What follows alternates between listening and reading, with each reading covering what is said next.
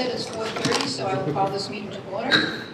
I'll start off by announcing that the meeting is being recorded by WHCA for broadcast at a later time and date. I think that's all I have to say.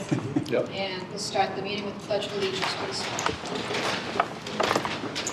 I pledge allegiance to the flag of the United States of America and to the republic for which it stands, one nation, under God, indivisible, with liberty and justice for all.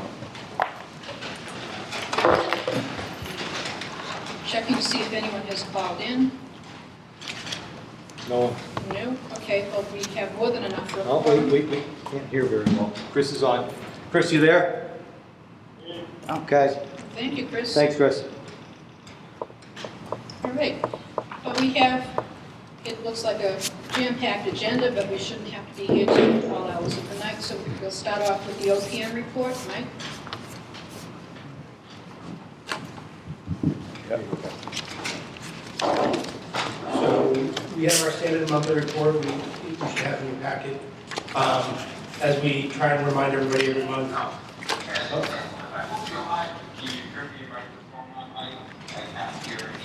Oh, so Fred's on too. So Fred is phoned in.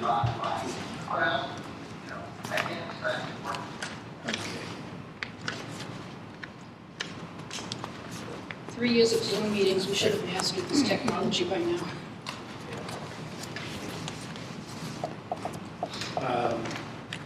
So I thought you were going to call in because I didn't want to be able to compete, because you're not going to be able to hear everybody else over your mic. So I would say if you can call in, that would be best. I am muted for a little bit.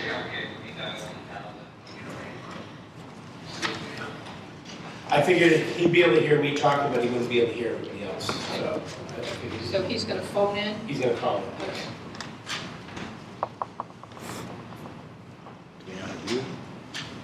Make sure you get your mic so.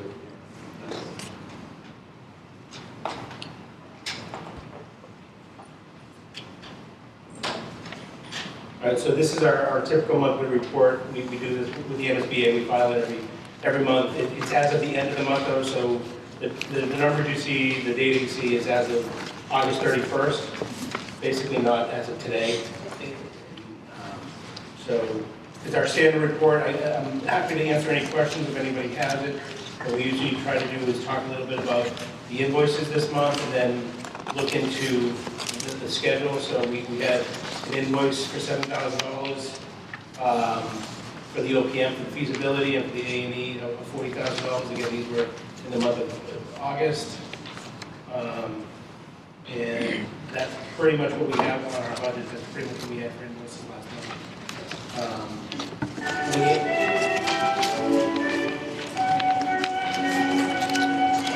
Heck of a job, Jeffrey. There you go.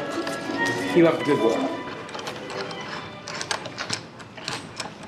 Good, Mike. Keep going. I'll try to figure this out. Okay. Looking at the schedule overall, we're at this point here, you can kind of see a red line here. I'm going to zoom in so you can see the detail of where we're at right now.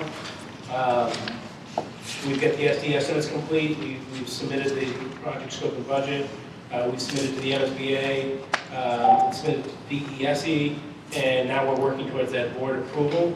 After that comes the next module, which is your funding, and we're going to be working on appropriations and town meeting and the vote and things of that nature. That's really the next major milestone here. We are going to be meeting with the MSBA on Thursday this week to review the funding agreement. So we had done a draft 3011 form, all those budget numbers that we've been talking about. We're going to meet with the MSBA. They're going to review that, answer any questions that they have at that time. The MSBA also has two teams. They have a pre-construction team or design team, if you will, that works with us until about this point. And then they'll have different project managers and different project coordinators coming on for the construction phase of it. So it's a bit of a handoff meeting, a bit of a finance meeting. That's what we're going to be doing on Thursday. Next meeting, I know that Fred and I have been invited to, as have Mary Beth and Carl Kowalski as chairman of the Board of Selectmen. So it's a Teams meeting, is that what it's called? And I believe I'm sure there are other standing members of that call phone. So I have accepted the invitation from 1:30 to 3, and I think it's a great opportunity for people who have questions to at least sit in on the meeting, ask their questions, so that they can come away better informed, as we all do when we come from Use your mic, please. I've used the mic. Okay, so I will be at the 1:30 to 3 o'clock Teams meeting this Thursday, really to listen to the MSBA and the project professionals discuss the 3011, but those of us who have been invited, I think it would be a great opportunity to become educated to the process. It's a great process. The revenue's all there. I don't care how much of the company. And Is that a comment? Nope, I believe that was somebody who was on the call and had something turned up on the other side. Okay. Is there anyone else who has a question for the MSBA report? Mike? Okay. So, sorry. So that was really the MSBA report and the schedule. Update on the community forums was the next item we had. And we have a document here that we had presented previously. I think we're going to be needing to do some updates on that, and there was some review with that. So I don't know if we have a... I can speak to that. Sure, that would be great. Yeah, so we're working hard to get back on. Oh, sorry. We're working hard to get back on track with, you know, our outreach plan. I'd like to thank. Oh, sorry. Just like to thank Rich publicly for going back and doing the voiceovers again for us. That was very kind. We appreciate that, so that we can get our videos back out to the public. The biggest change that we need to make right now is the selectmen. Their next meeting, I believe, is the Tuesday, 26th. Yeah, so we don't want to be on the same night as them, because I believe Mike and them are going to be there. So I think we are going to switch to the 28th. I don't know if we need to take a vote on that, but we want to switch our forum to the 28th, basically. Oh, the next community forum? Yeah, we can't. Unfortunately, we don't want to run in with a selectman. So that would be community forum number 5. Correct. Changing from the 26th to the 28th. Yeah, we probably, I don't know if we've ever voted on those before, but we probably should get in stone that date and then the October one now, just on the calendar, so that we can move forward with them. Is there any problem with that? Is that just something that is a matter of organizing our availability? I think it's good for us not to compete with the select board, Okay. especially selectmen, especially since this might be a topic, and that some folks from this committee might want to attend the selectmen's meeting. Yes. So, All right, Mary Beth? The 17th of October, is that also Tuesday? Yes. That's the next selectmen's meeting as Oh, that well. will be? Yes. Okay. After the 20th? After the 26th, they're having a meeting on the 3rd for the Comcast hearing. I don't think there'll be many other items on that agenda. So after the 3rd, the next full selectmen's board meeting will be the 17th. So, sorry. No, there's no sense to compete, you know, if people want to go to both. I'll talk with Troy and Julie and get back. We'll throw a date out there. But we'll go with the 28th next week on that Thursday, and I'll put that date out. And that will get updated on the website as well Yes. as Facebook page? Yeah, Facebook, the website, all that. Yep. Okay. So we're moving forward as far as that goes for the community outreach. Troy is going to go over the slides that he has ready for that tonight, and that's pretty much it as far as that goes. So if we don't need to actually vote on the date, I don't think we've ever done that before. I just want to make the committee aware that we're moving from the Tuesday, and thank you, Mary Beth, for that. So we'll look into the October one as well. Unless there's an objection, we'll just go with this makes sense. Thank you. Okay. So what we'll do is we'll update this sheet based off of those discussions, and we'll send it around to everybody. You need the mic again? Either that or I'll try and talk a little bit louder.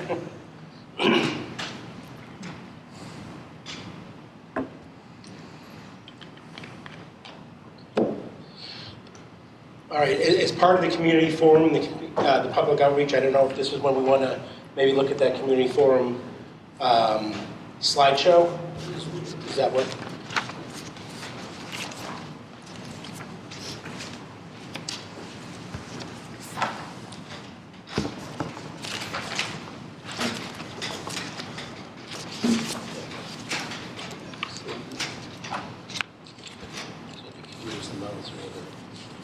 Use the forward one. Everyone should have a copy of this in front of them, half-size sheet. We assembled this and, as Mike said, wanted to present to the committee on behalf of everybody and the PR subcommittee as well, who had input on collecting the information and the slides for the presentation on the 28th, which you can see the confirmation there. There's no intention tonight of going through every single slide, but to give you the concept in which we're intending to present the slides. And when I say we, this will be a collective effort of many as part of the project. And so this is, I'm going to go through. If there are any questions along the way, feel free to stop me and ask. Why it's not that advancing.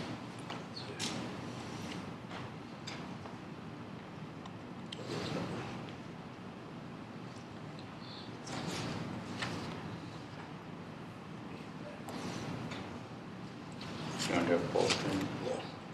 Don't.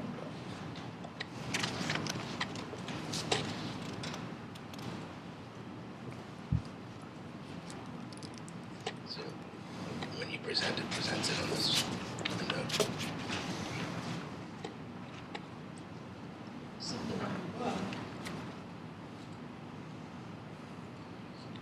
think go ahead, just go with clicking on the arrows. On the mouse? Yeah. Okay. All right, make that happen. So first slide, big picture, cost of the project, maximum grant, and taxpayer contribution.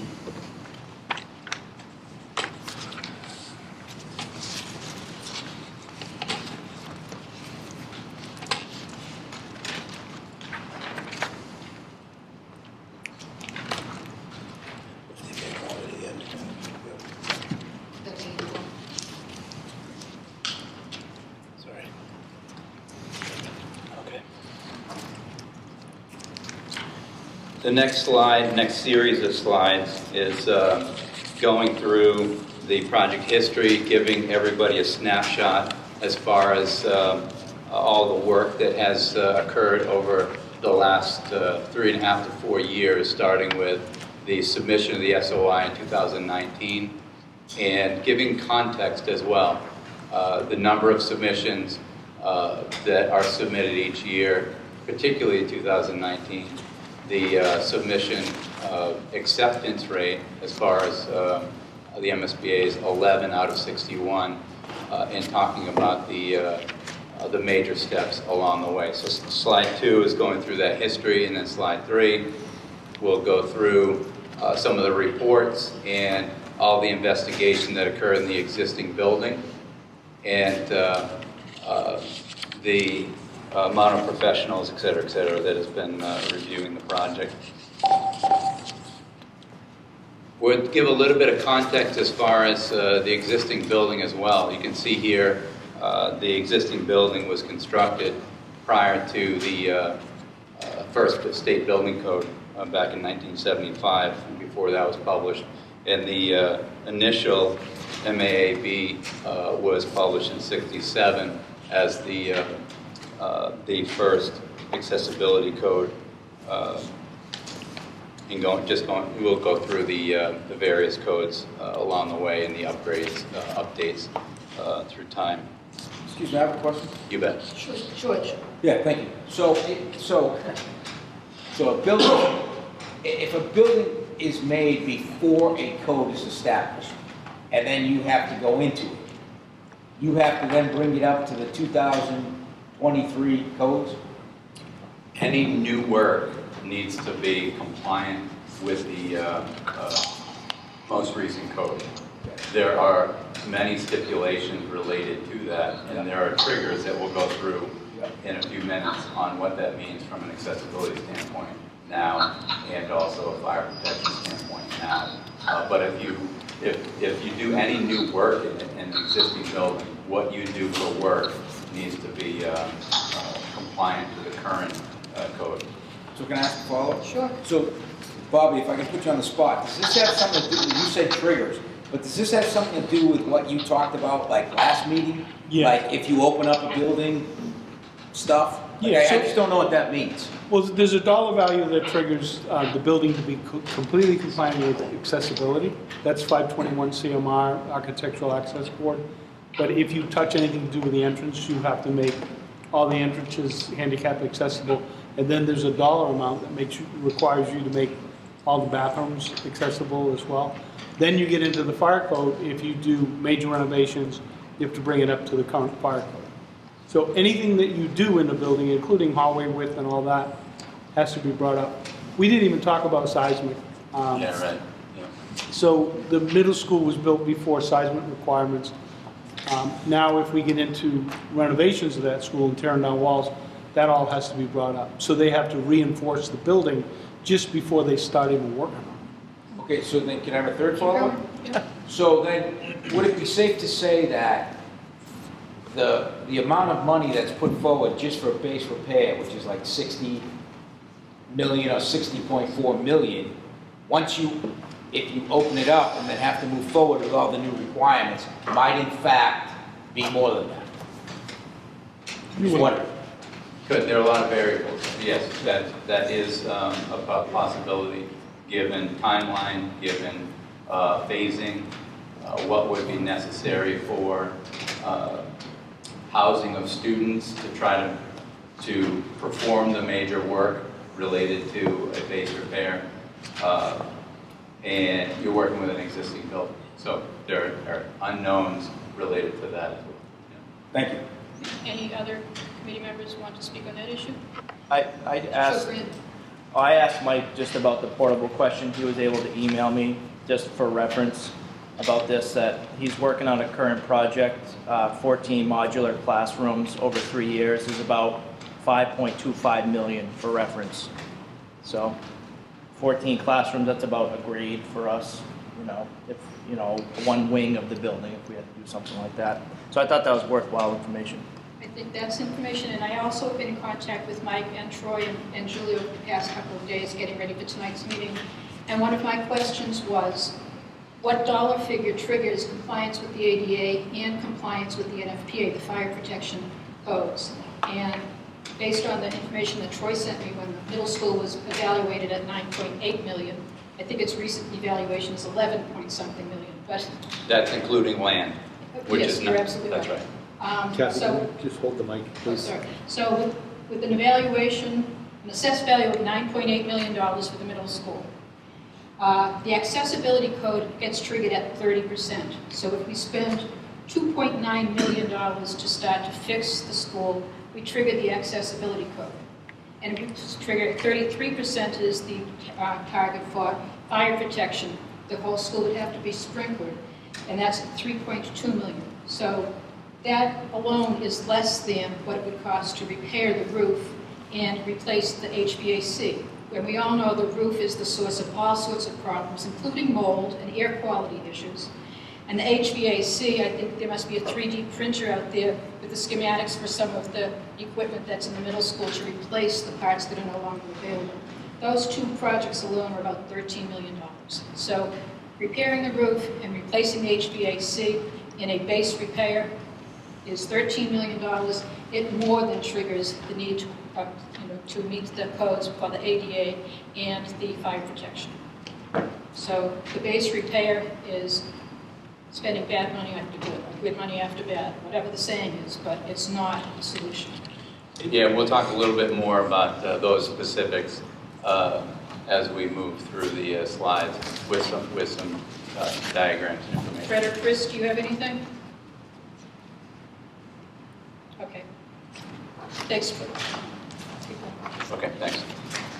So the next two slides are a partial list of educational code compliance, building envelope, and mechanical system, building system deficiencies. This is to provide a sampling of some of those major deficiencies. The reports that I talked about earlier, that was part of the preliminary design program submission to the MSBA has all the reports and details associated with our and our consultants' evaluation of the existing building. In the next series of slides, you'll see, because I think it's challenging sometimes for folks to who have not seen the building or may not be able to get to the building to see various spaces and challenges within the existing building. So we have a couple of photographs here of the play fields during inclement weather and difficulty using those over time, challenges of bus and pickup times along Corthell, and the entrance. And then we presented this before, but this is the area deficiency for educational space, and you can see all the classrooms are smaller than the regulations, the MSBA state regulations for class sizes, and talking about those relationships, and then we get into a series of images related to classrooms without windows, classrooms that have, you talk about the roof and the challenges related to leaks in the roof, non-compliant sinks and fixtures and plumbing, cabinets, etc. The undersized dining facility and degrading finishes, trying to mitigate moisture in the building because the ineffectiveness of the HVAC system with use of dehumidifiers, the broken metal lockers and rusting lockers within the corridors, locker rooms, non-compliant locker rooms, mechanical systems that have lived beyond their useful life, exterior issues with brick and masonry and steel lintels and entrances. You can see here the masonry challenges with freeze-thaw and water infiltration to the exterior of the building. Roof challenges with water ponding and issues with drainage. And then this has been well documented, the mold in the gymnasium and the fitness room, and as a result, the mold and moisture. That's the steel deck underneath, on the underside of the roof, and the steel deck and the ceiling. A couple of other series of structural exterior challenges. And then there's been a lot of discussion about, in the past, about the parity between Whitman and Hanson. And what we thought was helpful was to look at not only just Hanson, but what's happening in the Commonwealth in some of the most recently completed schools, 2, 4, 6 years that have been opened. This is a typical classroom in Kennedy Middle School in Natick, showing all the technology, the natural daylighting, the proper acoustics, the HVAC system, and the flexibility of space. Beverly Middle School, where you have the small group space that's lacking in the existing Whitman Middle School. This is between classrooms, which integrates with their curriculum programming and opportunities. You can see here in Beverly the multi-purpose space for hands-on learning integrated within each of the teams. Robotic spaces in Kennedy. Hydroponics, aquaponics, science classrooms within Kennedy Middle School. And then a presentation space, collaboration space within Chapman Middle School in Weymouth. And then the outdoor classroom as well in Chapman. You can see here the robotic space within the Chapman Middle School as well. And then a central, within the team area, small group space, meaning within the commons area of Gates Middle School in Situate. And then pulling in the history of potentially here with Whitman along Main Street. This is in Abington to Middle High School. The history of Abington and showcasing and providing the history for the students to learn about. Fitness room in Natick. And then we'll provide an overview of the project. We've talked a lot about these slides over the course of the project, but we'll go through a series of slides on the participation. It's been over a year plus since we've had the visioning sessions, the educational programming sessions, and talking about each of those and the participants and how many people have been involved in the process. Same with the building committee, the broader community, with the public forums, building committees, etc. And then this is where we'll go through a little bit of a base repair and what that means. And we've talked about the fact that the base repair is required by the MSBA to provide a baseline of what would it involve and what would it cost to just bring the building up to code with no educational space modifications. Does not address educational space. It does not address some of the natural daylighting issues. It does not address the site drainage issues with the play fields, et cetera, et cetera. And we've talked about the fact that really at a minimum we're talking about $60.4 million plus, as an approximate range that it would cost for the base repair to bring the building up to code. And so these triggers or these compliance thresholds that we're just talking about is you can see that the total building and land value, as previously identified, is $11.2317 million. That's the 2023 assessment. Now that includes a building assessment, which is what the triggers and the thresholds are related to. It's actually the full and fair cash value, but the assessed value is what is typically used, is $9.8458 million. There is the land value of $1,322. Now you'll notice those values don't add up because it's about $68,000 in the building sheet that is extra features value. So that was disregarded as part of that this analysis. The 30% trigger is the $2.95 million if any construction in the building that exceeds that value with some variations. That the 30% means that if it goes over that value in any given 3-year period, then the entire site and building needs to comply fully with the 521 CMR, the Massachusetts Architectural Access Board. Fire protection, the 33%, that's the threshold, the $3.249 million in any 5-year period or exceeding 7,500 square feet. That means that the entire building needs to comply with NFPA, the fire protection code.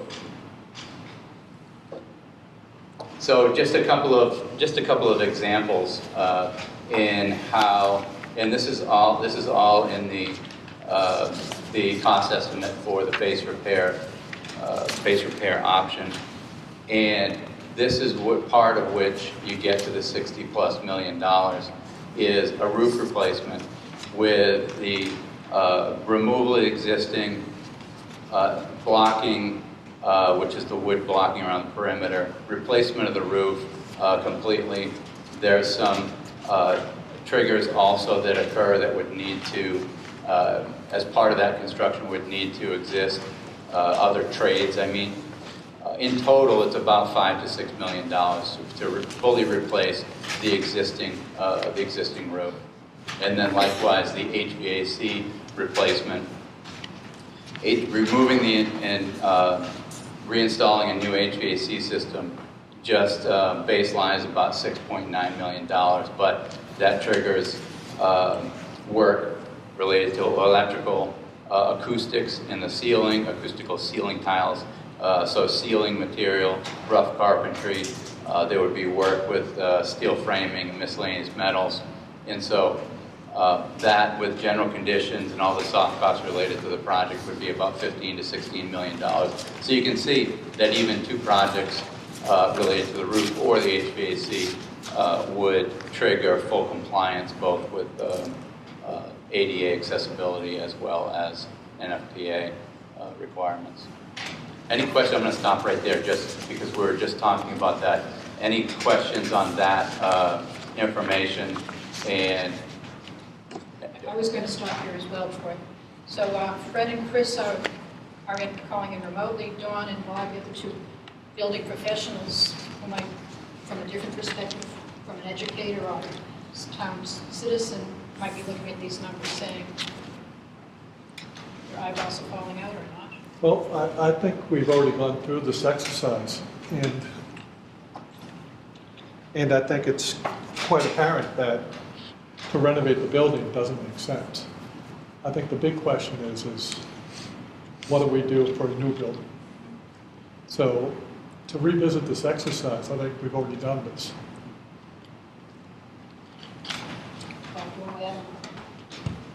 Thank you, Dawn. Yep. No, I agree.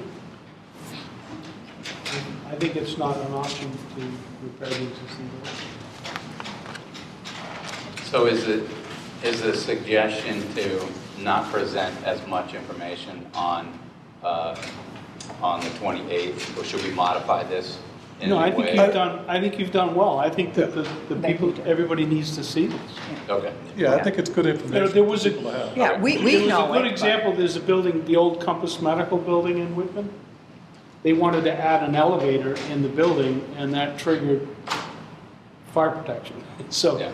it more than doubled the amount they were spending because they did spend enough money for the elevators that now they sprinkled the building. So that will be part of what happens with this school. George. I think if we go to an educational standpoint, it's also interesting that we sometimes get caught up in the Whitman and Hanson. What does Whitman have? What does Hanson have? Do we need that? Do we need an auditorium? Whatever. You didn't see a Hanson Middle School picture in there because what you saw is what other schools in the Commonwealth who've been through MSBA projects have been through. And I understand the cost, don't get me wrong. However, when you extrapolate that to 8th graders who are deciding whether or not they want to go to a vocational school, the public high school at Whitman Hanson here, a school whatever, and then go 4 years later quickly, are we providing our students with what other students in the Commonwealth have as they go through their education? Because at the end of 12th grade, we're either all going to the workforce, we're either all going to a college, United States military, whatever have you. So when you look at what other schools have in a presentation like this, you start to see the big picture as a parent, a voter, a person, as to we need to make sure all of our kids in Whitman in this case, and then in Whitman and Hanson, have the skills and abilities to compete, be with, challenge, and then be successful in their life choice, whatever that is. I would just add one more thing. I think the comparisons, I can speak loud enough. I think the comparisons to include Beverly and Natick might be a different class or economic level than Whitman. I think we should keep it closer to what the economic income is for the people in Whitman.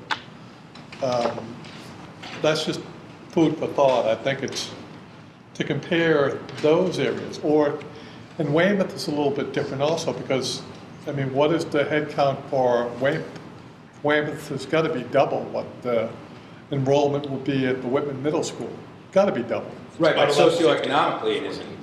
But the mass, the cost of the building would have to be almost double just for the enrollment, or close enough. I don't know if that's a good apples to apples comparison. Also, I think it would be better if we could find closer like schools. I guess I think it sells itself that way. I think some people may get a bad impression if we try to paint this area as Natick or Beverly. It just doesn't. It doesn't Great compare. point. It's a great point. Beth? I just want to say one thing. I can do it really loud. I'll use my cheerleader voice. The difference is that AI3 is using the buildings that they have done, so that's, Understood, I get why Yeah. they're doing it. yeah, so I I still don't mean, think they're a good comparison. but maybe we could do more with the Abington or Yeah, something, and- because that's, closer to us. Even We though did it's a try to- junior, senior, still, it's a middle and high.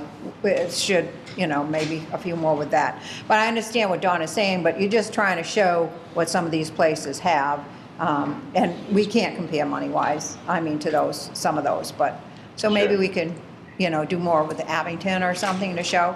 I was just there the other day, and, it's pretty nice, if you look at the middle school side. Right. It's a lot nicer than what we have, that's for sure. I think And we just all to be know what we're clear- up against. It's the financial impact to the taxpayers. Yeah, That's the hurdle we have to get over. that's right. And I'm just trying to point out things that I think would be a negative for us to have Beverly or Okay. Natick in there. Got it. And to have a school that probably has double the enrollment like Weymouth. If we want to sell this thing, we have to really drill down and get them, good comparisons, that's all. That's where I'm going with this, Right. that's what I'm seeing. Good. Okay, George? No, and I would agree with you. However, what are we selling? Are we selling the cost, or are we selling what's best for students in 2023 and beyond? Because think this the is going to be in entire project. 27. I think the entire project, we're trying to get this thing passed at the ballot box. And I think that's what we're selling. Valid point. Yep. I think these discussions are helpful, because if people Yeah. don't say it here, they'll be saying it out there. And if we haven't answered the questions that are circulating out in the town of Whitman, then we're not doing ourselves a good service by pretending questions aren't out there. I mean, we're all seeing the positive and the negative comments on Facebook. Positive ones, we all know. We have to focus on the negative ones, because that's the hurdle we have to get over. And they're all financial. Jeff? Just a quick Google search. Speak louder, please. Just a quick Google search, thanks, Rich. On median household income, Whitman's standing at 94,919, Beverly's at 89,882, and Weymouth is at 91,592. So comparatively, that's not an average, that's the median, that's what we're looking at, and Pembroke's 130. So I looked at my town too. So I know what we're up against, but those are comparatively different towns, bigger and smaller, but same median home income. So I might have been wrong with the Beverly analysis, but maybe include that then.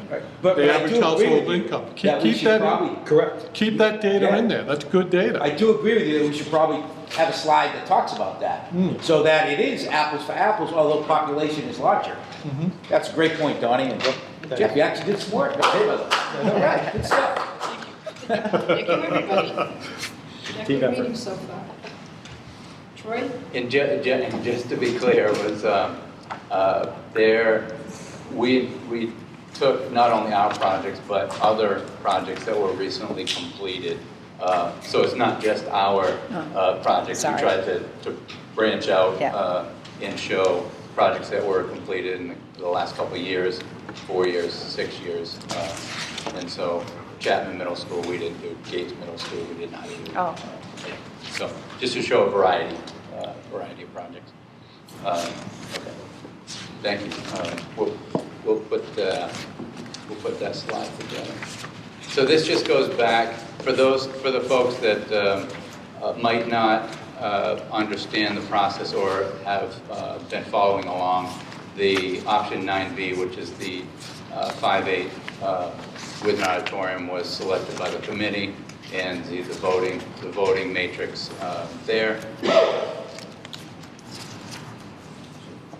And then what the benefits of the new middle school are. And this is taken directly from the educational vision, educational program, and narrative that was submitted way back when to the MSBA, and that was also reviewed and presented to the Facility Assessment Subcommittee, subset of the MSBA, in talking about the four major promoting points or benefits with supporting instruction, safety and security, the enhanced community, and then promote sustainability and energy efficiency.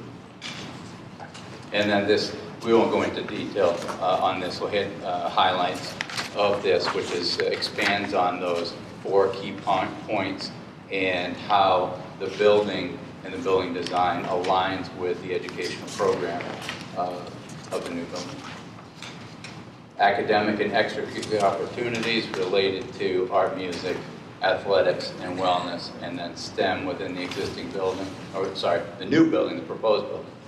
And then the next series of slides related to community resources, the gymnasium multipurpose, student commons, the library media center, and auditorium and stage, and then going through the next series of slides related to the site and some of the community features of the site.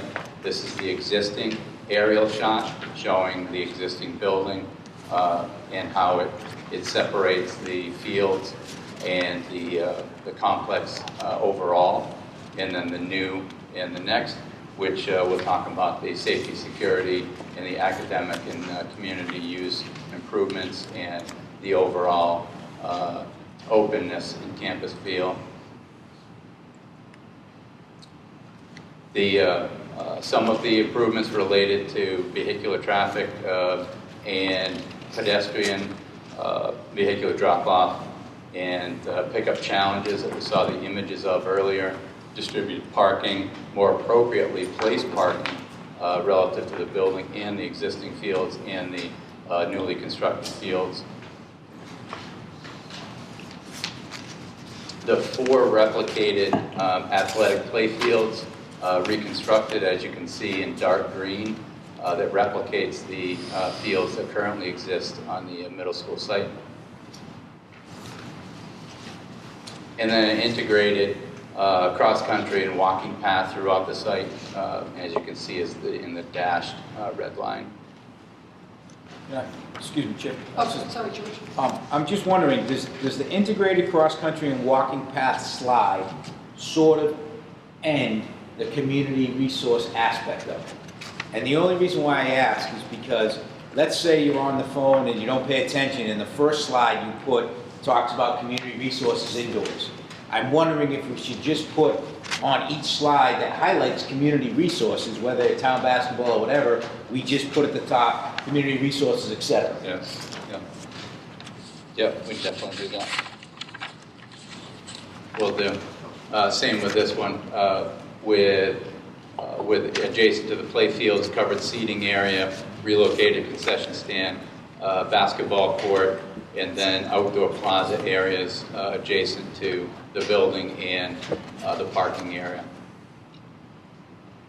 And then this is the last component with sustainability and energy efficiency, and the benefits related to that with building operation, maximizing rebates, and the reduced annual operating costs. I think you should really expand on that. Reduced operating cost. That's a huge cost savings. So if we can, I guess, elaborate on that, I think it's a huge plus compared to what we spend today and operating costs going up and up, compared to what we can save and have basically break-even duration, whether it's 10 years or whatever, X amount of dollars that we save. I think it helps. It helps sell the product or the project. Beth?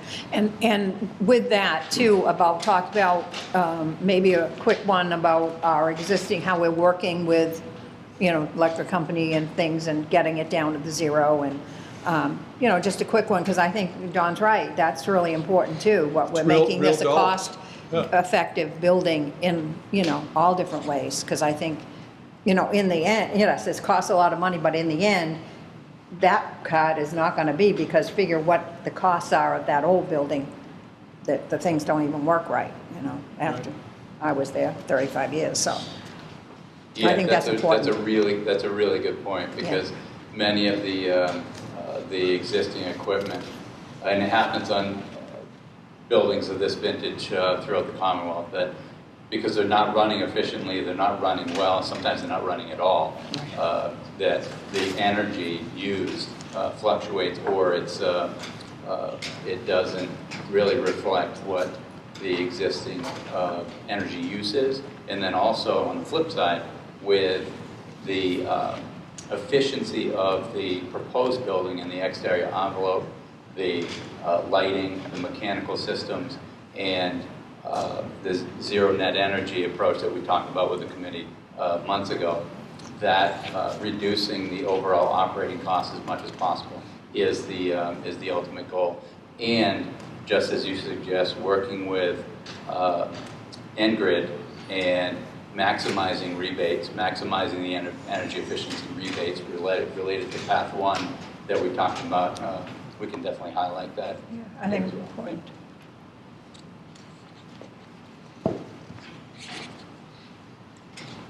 This, the site plan, not the axon, it's the overhead site plan related to many of the components we just spoke about, talking about the proposed design of the new campus. And then the next series of slides will go through the exterior of the building, with the main entrance, the library media center in the middle on the second floor, the student commons on the left-hand side, the entry plaza in the approach, and we'll go through the series of exterior and interior slides with Main Street here on the second floor. You guys have all seen these slides, and then the academic neighborhoods, and then the next slide is the auditorium, and then we'll talk about the cost of the project following those images, and start with the cost-conscious approach. I know that you all know, having gone through the process, that the entire team has been mindful of the cost and making sure that not only with rebates, with the energy efficiency of the building, with the placement of the building, the orientation of the building, that it's designed from a cost-conscious approach.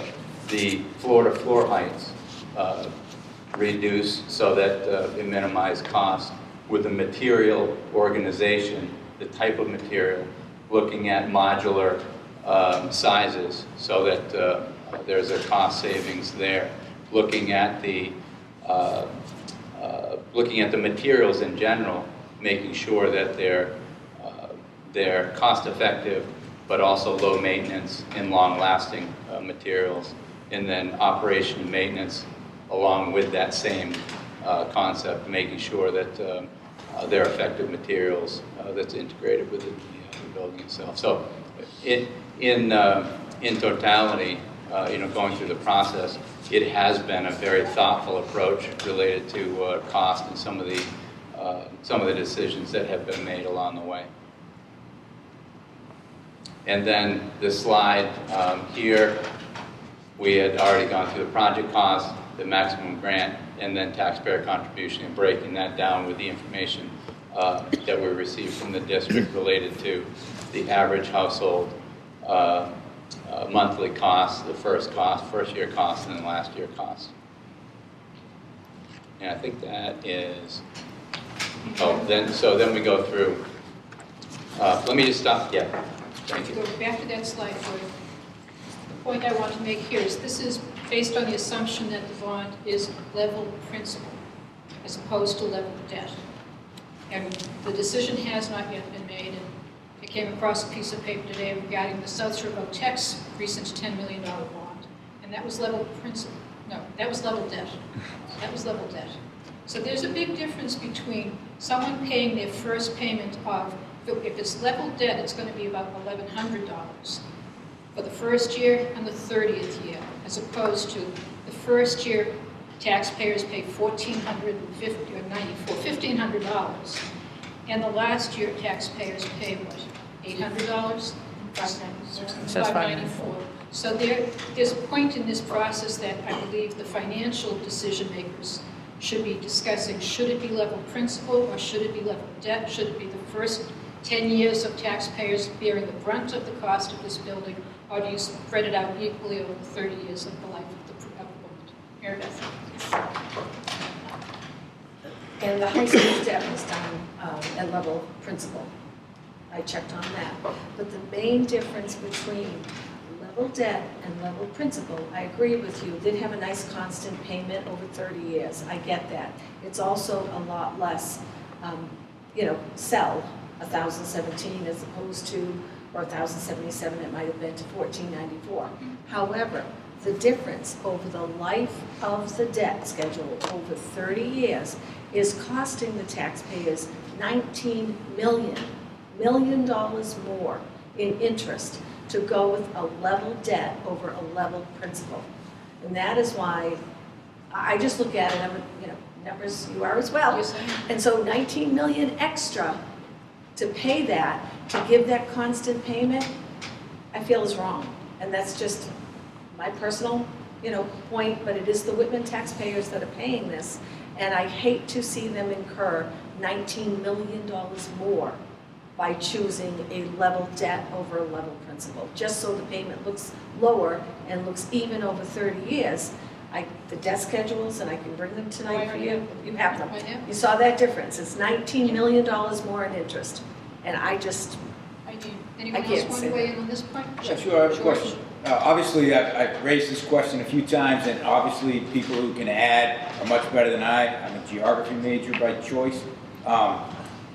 But you brought up the high school. So my question was, did we ever call that debt in at the high school and then rebond it or redo something else with that debt? And my question is that I don't know much, but I've had a few houses, and sometimes they're adjustable, sometimes they're even payments, but usually you look at the market, and then you might call it in, and I know sometimes you have a debt that you can call in. Usually at 10 to 12 years, you can call it in. And I don't know what 25 is going to bring, the year, school year 25 or calendar year 25. So I'm just wondering if we're still just thinking about the options. Because what did the high school do? Did they ever call that in and change it? They did, absolutely. So as I think I mentioned at the last meeting, every year our financial advisors for the town, I'm sure your financial advisors for the district, look at your debt in total Sure. and see if there is anything that has matured to the point where it can be refunded, whether it's 8 years or 10 years. It's not normally before 10 years. Mm-hmm. At that point, if they look at the current rates, they look at your rate, your NIC, net income cost or true interest cost or net interest cost, and they'll look at what you're paying and compare it to what they could get if they went out into the market. Basically, I just compare it to refinancing a home. Sure. Is it Right. worthwhile with the costs? When you refinance with a home, you're paying closing costs. Right. When you refinance a bond issue, there's all kinds of costs that are quite expensive that go along with that. So that's done every single year. And yes, the high school was refinanced along the way. And I know the current debt now is level principal. It is level principal.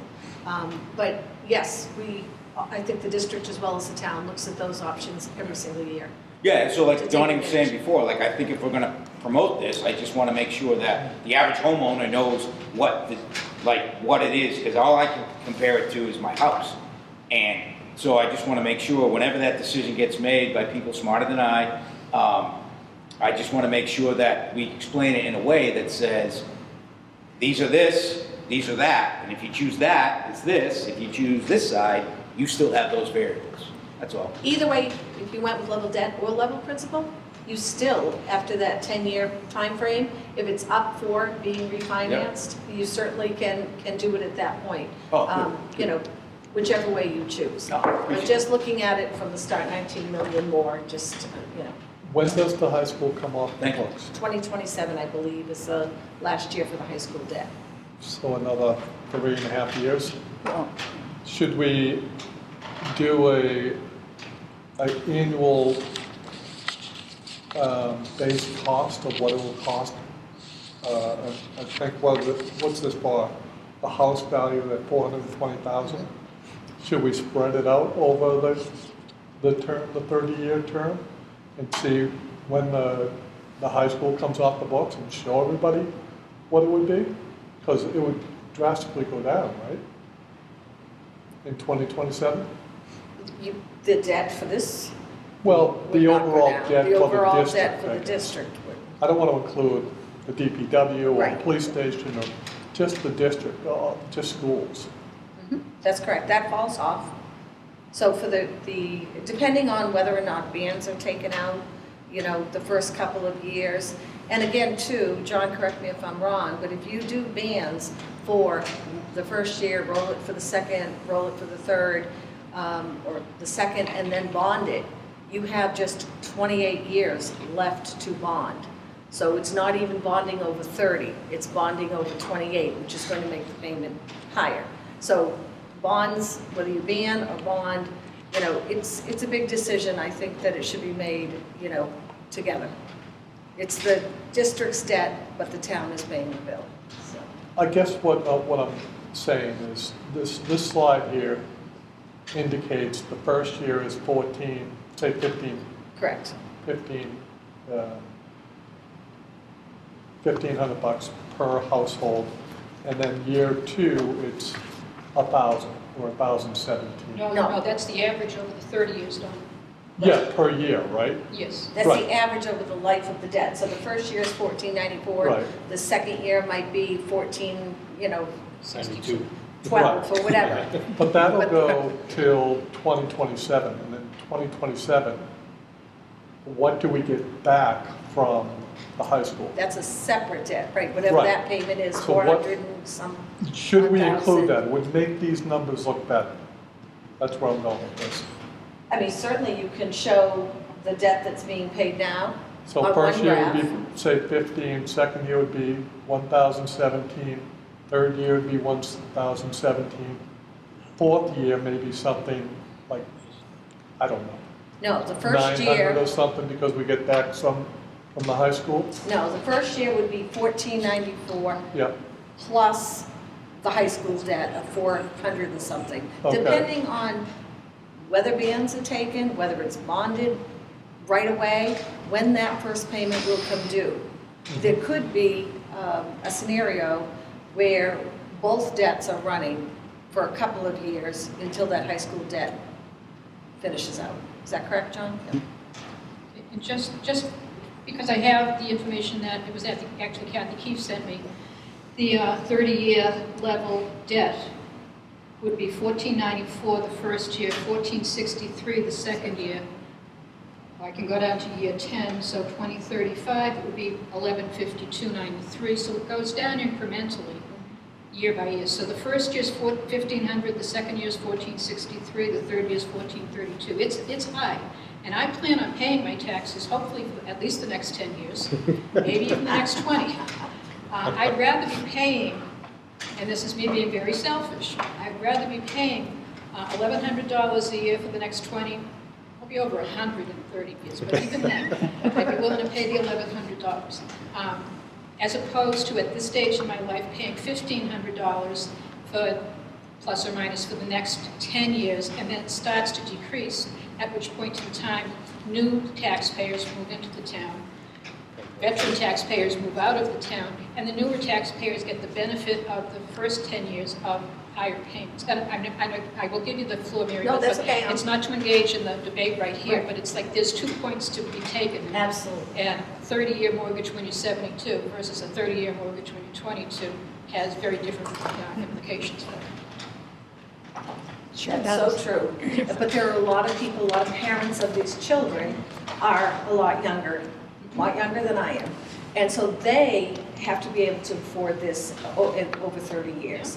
And to pay that extra 19 million in interest. I know that the larger payment is more difficult at first, but in the long run, they will be paying less for their debt for the 30 years. Right, and George, and then I'm going to call the debate on this. you can stop me. Listen, I can talk a dog of a meat truck. You can shut me off whenever you want. You can have the last word on this, but I really think there should be a discussion on this whole debt. Right. But I do think those younger people who are going to be most impacted by a school, also, rely, vote, and look for the guidance of the selectmen and the people who they elect to office to sort of, if whatever choice is taken, to make the best decision with yourself and everyone else in town hall and everyone else with the school or whatever that ramification is, to do what's best. So that they're looking for those people yearly or whenever that time comes to change or look to change, that should also be in place. Agreed, and I look to the professionals. So I look to our financial advisor to tell us, for the DPW, I said, do we want to be in right away? Do we want to be in for a couple of years? Do we want to bond? Do we want to split the issue? And he guides us because he does these issues all the time across the Commonwealth. So I have asked him this, and he has said that for new construction, you would always go level principal. Good to So know. that's what I'm going on. Good to know. Thank But also, just as a point, what you're not maybe even thinking about is when it's level debt, that doesn't free up debt on the books for other projects. You know what I mean? So if it's higher in level principal and you have payment that's higher, eventually that debt is coming down so that the town then has capacity for other projects. And we know we have other old buildings and other projects that we want to do.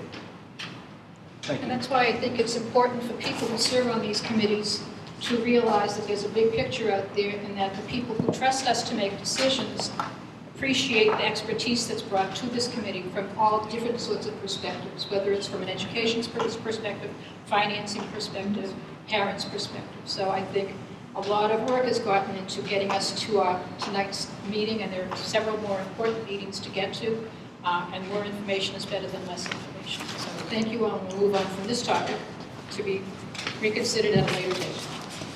Roy? And if there's anything on that slide for the 28th that we should modify, then please let us know whatever modification you, as a committee, want to make. We'll make. And so the next slide, the next few slides talk about the upcoming votes, just to make sure everybody is aware of the two upcoming votes: town meeting on October 30th. And then the debt exclusion vote on November 4th. And then what happens in both scenarios of a yes vote, and then what does a no vote mean? And so if you go to the microphone. Thank you. So the yes vote, the first, the town meeting needs to vote yes, and then the debt exclusion needs to vote yes in order for the project to move forward. If both do in fact vote yes, then we'll move to that next phase, which is a project scope and budget agreement, signing with the partner, the MSBA. We'll move into the next phase of construction documents and design, and then go out to bid, and then start construction. And then in the fall of 2027, the new building would open. And then the fields, and if you want to go to the next slide, you can see this is just a timeline showing those next steps. And the opening of school in 2027, the new building, and then following that, the demolition of the existing building, reconstruction of the playfields and parking areas and drives, and then completion in 2028 of the remaining site. Then the next, then the next slide, you can see what does a no vote mean. So if either town meeting votes no or debt exclusion votes no, then the town has to engage the MSBA in what their action plan is. And within 120 days of the board of directors meeting from the MSBA,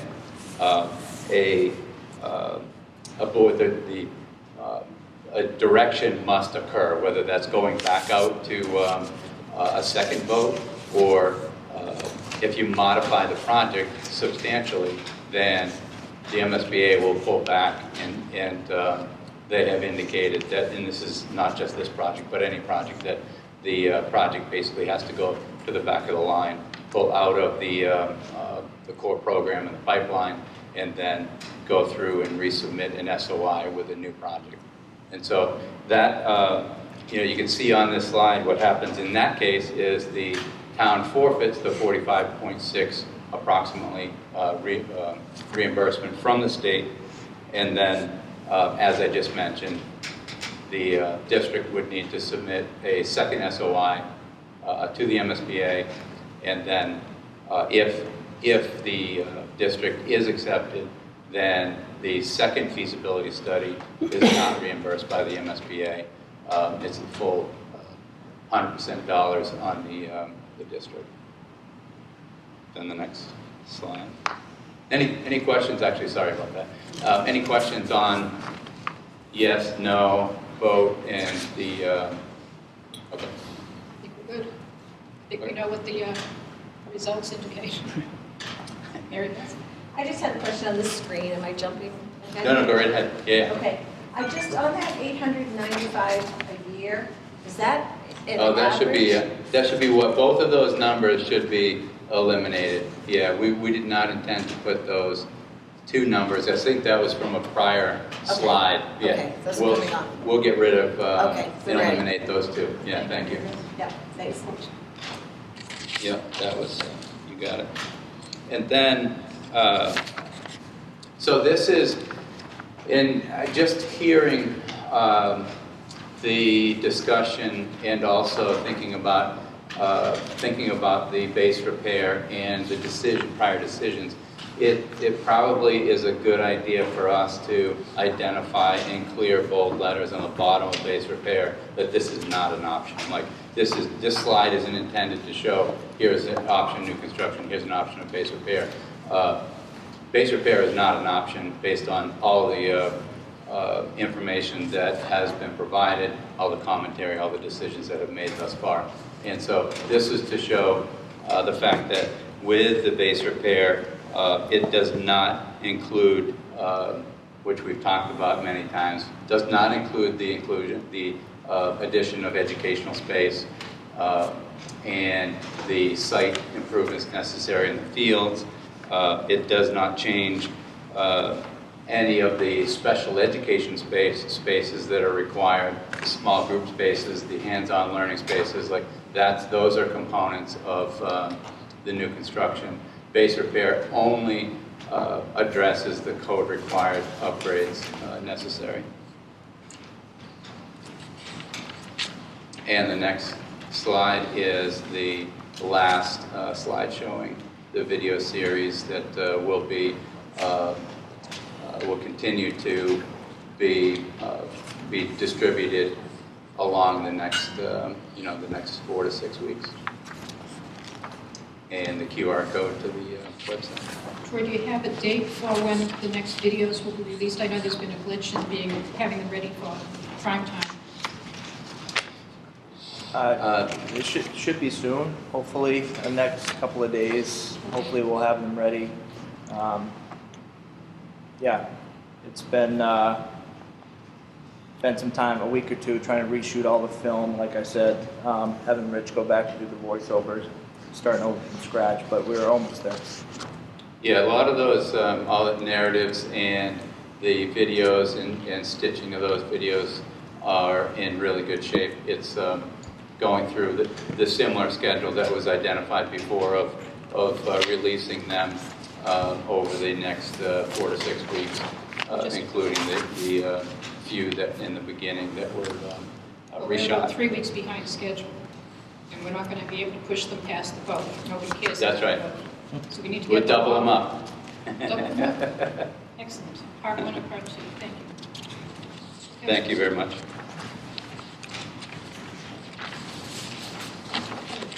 So does that take care of updated community forums and public outreach? I think that's what we've got for that, unless there's any other questions, or? Brandon? I just, as far as public outreach, I thought it would be appropriate to maybe have something from the committee to go into the Whitman Hanson Express. I know that we've spoken before, and you would be happy to write something or maybe put your name on it or to do something to that effect. So I didn't know if we needed to take a vote on something like that as a building committee, but I feel like there's been some negative press already in the newspaper, and something from the building committee I think would be a worthwhile shot, and I know that you were willing to do it, so I'd make a motion to let Kathy write something for the newspaper if everyone would be willing to let her. I'll second it. All right. I'll open it up to discussion, and then I'll have a comment. Any other discussion on this?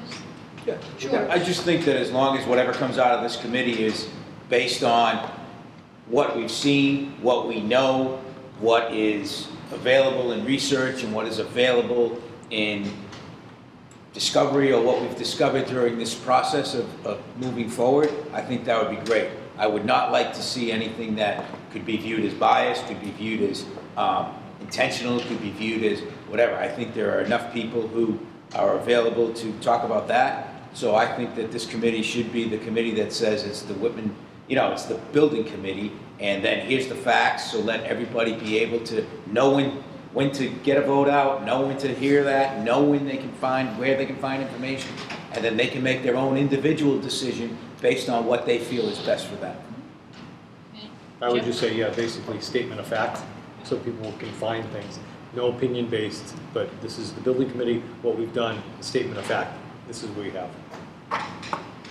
I'd just add that having served on a different committee, still serving on it, and educated the public with the statutory method all those many years ago, the way that I did write the article, but I submitted it to the full finance committee, and we voted as a full committee that the wording was exactly what we wanted in the paper. So I'd be happy to write, I'll call it an article, but I want to share it with the full committee before we decided to publish it. I'm pretty good at not editorializing, because I know when I'm editorializing, so I'm pretty good at pulling back when I edit. And I don't think Fred would ever let me chair another meeting if I didn't involve him in this decision. So thank you, Fred, for trusting me tonight. But that would be my suggestion, that I'll come up with a rough draft within the next week, send it to Fred to be disseminated to the full committee, and any feedback for me to take things out or add things to, so that it's a statement of fact. It's not an editorializing, and it's not saying vote this way or the other way. Here are the facts. This is what people need to know. And I've been working on this for about a week and a half. I've spent a lot of time with Mike and Troy emailing back and forth, so I'm more conversant with this project than I was when I first was appointed to the committee in March. And I cannot thank the people who've been here for 4 years enough for all of the work they've put into this project, getting it to this point. And we can't walk away from it. It's not a simple matter of a vote that was taken one night in January. It's 4 years worth of work. And taxpayers, residents need to trust that the civic leaders make the right decision. They have to trust us. They have to trust our elected and appointed officials. So more information is better than less. And so if the committee is fine with that sort of caveat, that I'll write a draft, submit it to Fred, and then have the full committee see it before anything is submitted to Whitman Hanson Express. We good with that? So we need a vote. I don't think you need to vote, I just think you need consensus. Okay. Yeah, Consensus? Consensus. And so the consensus is I will work on this, and the committee will be able to talk about it before anything is submitted to the newspaper. But there was an official motion on the floor. Yeah. There was, so Yeah, can I I ask the second it. motion and second be rescinded? I'll rescind my second. I'll rescind. Okay, thank you. And when that, just as a friendly reminder, when Fred does send it out, just reply to Fred, don't reply all. This is a public meeting, Right. it's a public document, and if we reply all, it's decision making. So just as I know some folks don't serve on multiple boards, so just as a reminder, when Kathy sends that out, it's either directly to Kathy, directly to me, or directly to Fred, not to the entire group. Right. Thank you for doing that. Yeah. My pleasure. Elizabeth, we're going to have public comments eventually unless, You can take anything out of order if you want. okay? So since I'm the chair, I will take public comments out of order. Thank you, Jeff, for the guidance. So Elizabeth, I'll recognize you now. Could you just tell everyone else who you are? Yes, Elizabeth Dagnall, 316 School Street. Thank you for taking my comment out of order because it pertains to public outreach. Wait 1 sec for the mic. Doesn't matter to me, I know my role.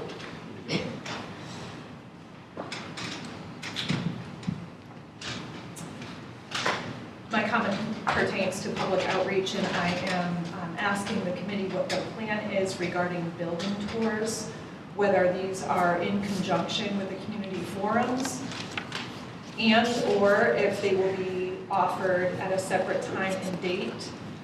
To your point that more information is better, I really think that we need to give the community the opportunity to see the deficiencies of the building, and we need to give the community an opportunity to plan in advance to attend our forums. And so additionally, I would request that when we start to advertise the September forum, which is coming up very quickly, at the same time, we also advertise the October forum, so anyone who isn't able to scramble to be able to make it next Thursday can put it on their calendar for the date that we decide in October.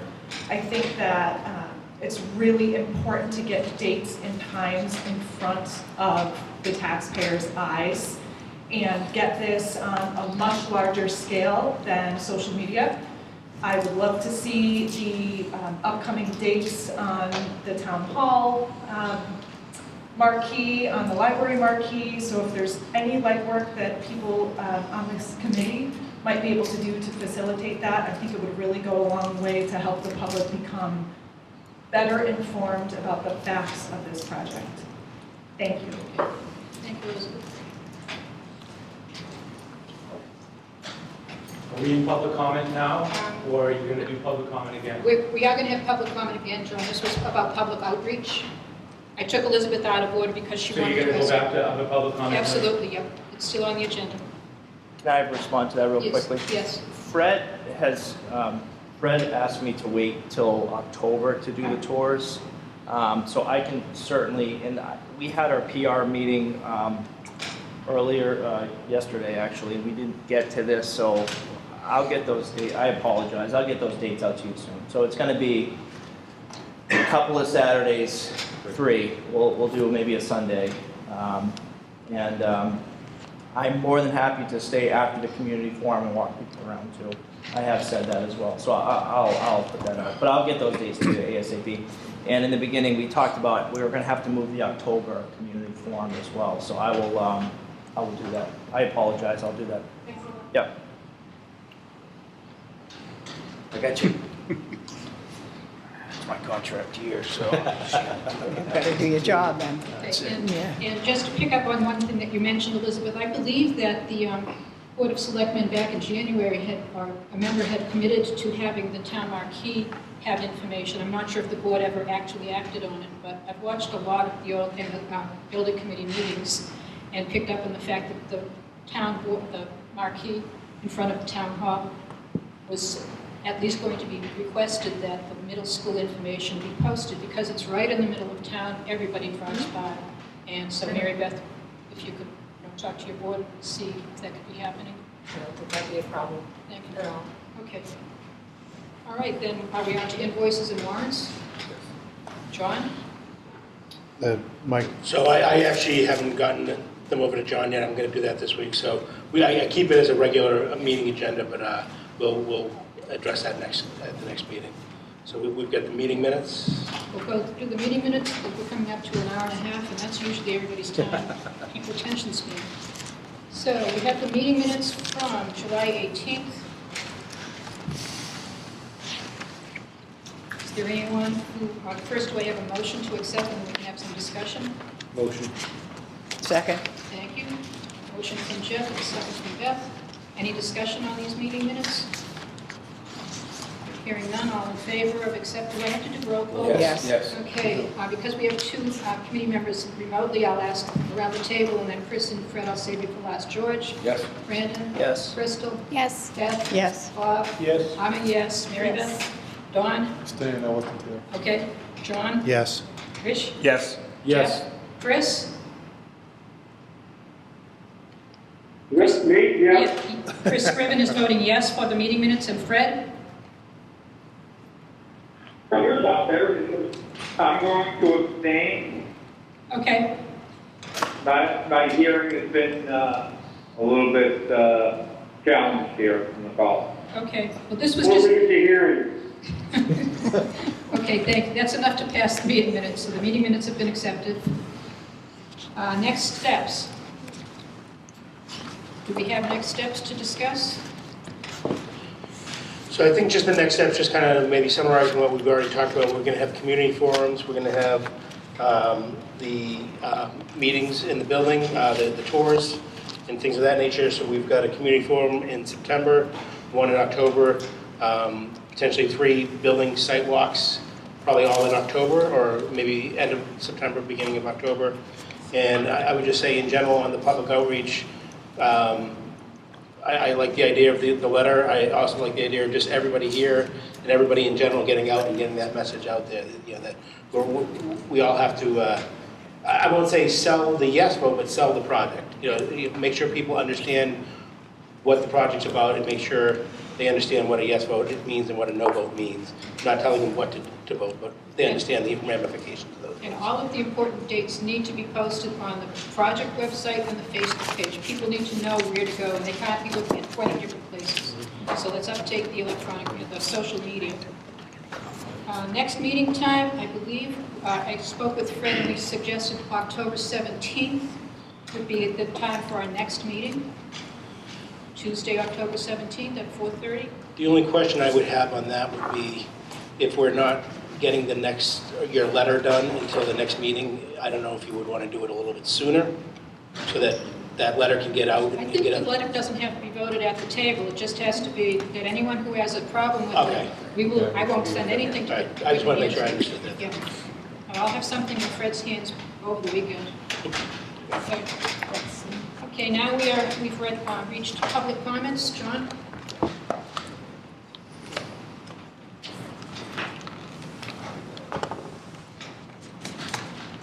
I would have got it for you.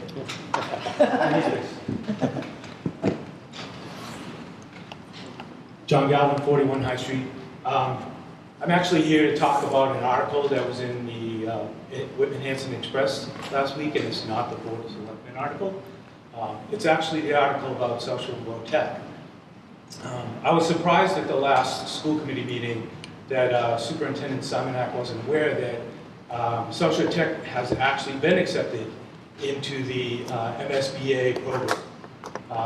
In fact, if you read the article, they're very well along in their progress. They're still in the early stages. They're in the PDP stage, which is going to be approved in the next week or so. And their schedule is much more accelerated than this committee's schedule is.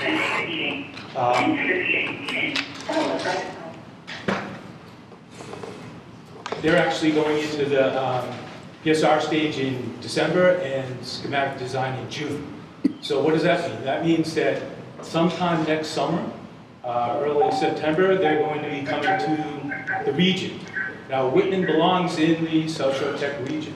I looked into it. I was a little surprised how far along they were, and I went through their website and did some research. They're actually forecasting their building to be somewhere between $250 and $300 million for what they're looking at now is a new building. The building itself currently is for 600 students, and they have 650 enrolled. They're looking to build a building somewhere around 900, which is scary to Whitman because Whitman has 24% enrollment, which means 24% of that new building is going to fall on the taxpayers of Whitman. John, can you make this pertinent to our meeting? Because Yeah, make it I pertinent. know I will, absolutely. In that by next July, Whitman's going to be responsible for another $48 million possibly in capital expense or debt to pay for this other building. And I find it odd that this committee doesn't really take into consideration the taxpayers and what they're going to have to pay. So not only now are we going to have a DPW building of $22 million, we're going to have a South Shore Tech building of somewhere, let's say, over $40 million, and then $89 million here. So I just, say again that we can build this for $22 million or less if it's a 6-2-8, and I'd like to see that. I need that.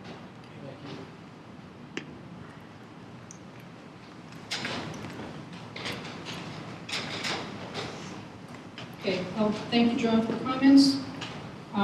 If there's no other comments, Mary Beth? I just have a question. don't engage in discussing public comments, but you can do that. No, not. Okay? My question is, the school committee voted the motion, article, and ballot question, and I haven't received it yet. Do you know when that's going It's the out? hand delivered. You got it today by hand. Oh, perfect, because But it's when I also in left- your email too.